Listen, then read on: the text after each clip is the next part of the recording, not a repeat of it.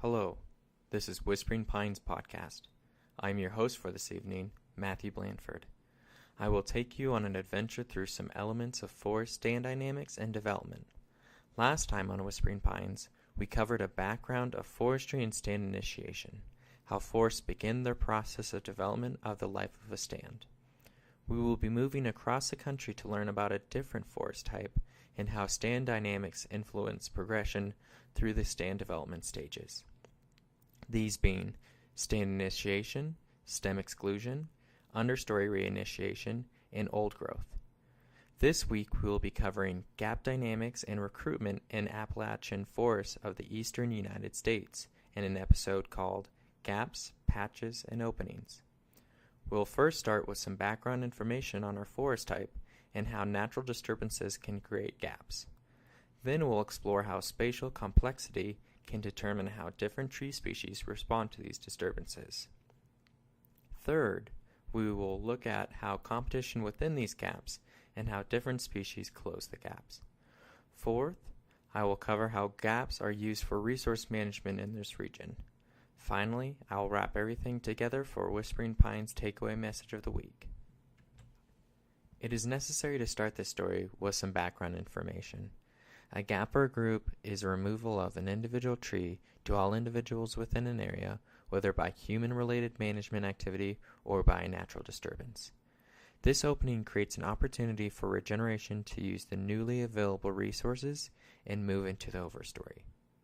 This typically happens within the understory reinitiation and old growth stages of Oliver and Larson's stand development model.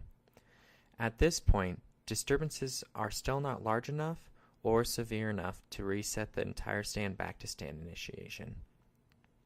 For our topic, we will be looking into temperate forests.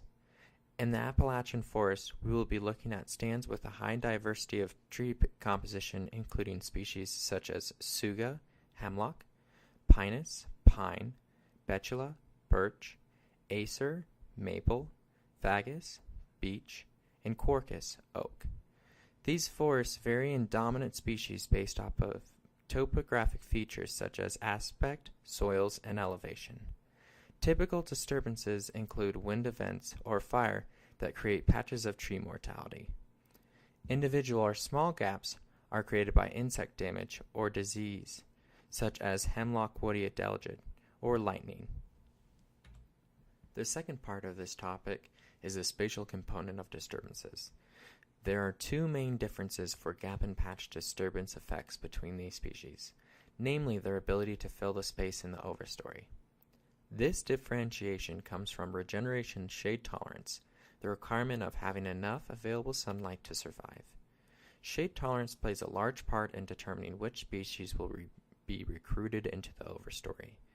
The species range in shade tolerance, with suga being the most shade tolerant, then fagus, acer, pinus, quercus, and the least shade tolerant species being betula. As we look into the relationship between shade tolerance and the spatial scale of disturbances, we notice there is usually a relationship. For smaller disturbances, such as individual tree mortality from something like lightning, the amount of light that becomes available for the understory is usually still not enough for most shade intolerant species to develop. This is evident for species such as betula, which require large amounts of sunlight to become an established component of the overstory.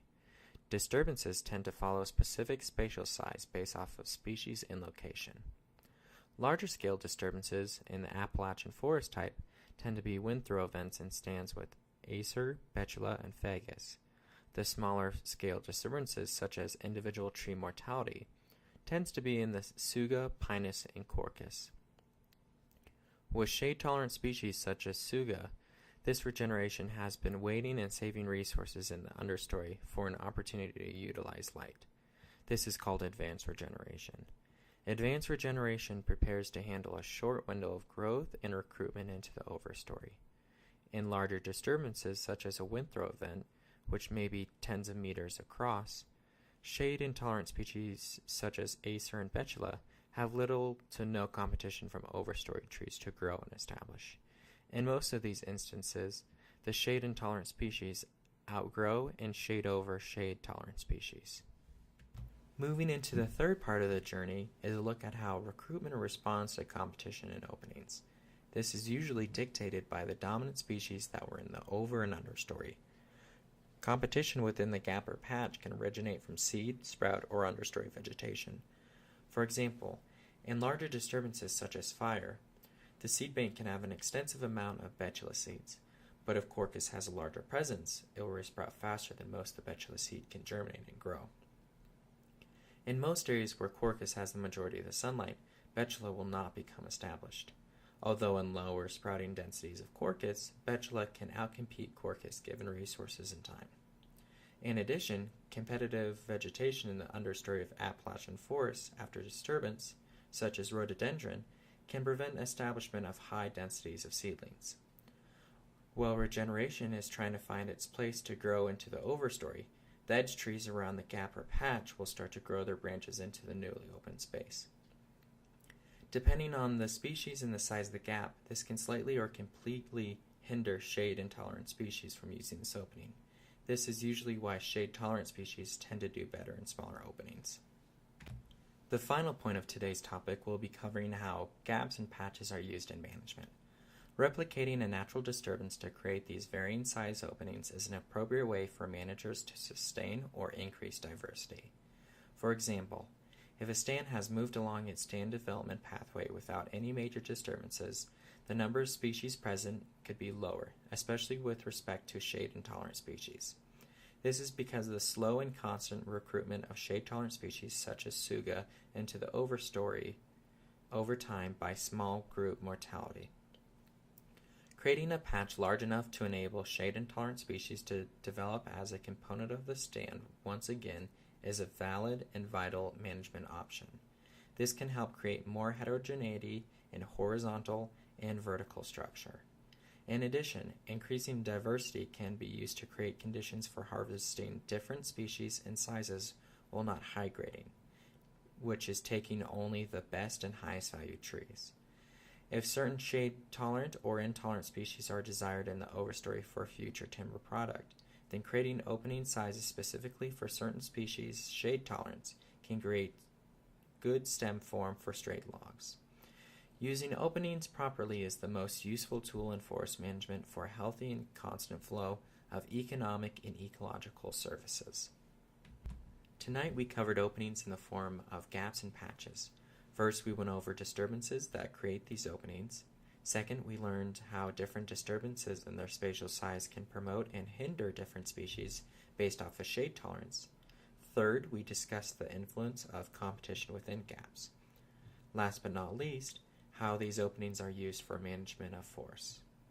Coming to the end of our talk, we arrive at the Whispering Pines takeaway message of the week. Know your species, their shade tolerance, response to disturbance, spatial requirements, and your management objective. A stand can be manipulated naturally and appropriately for a specific goal. Thank you for listening to Whispering Pines this week with your host, Matthew Blanford. Until next time, may your epinasty stay strong.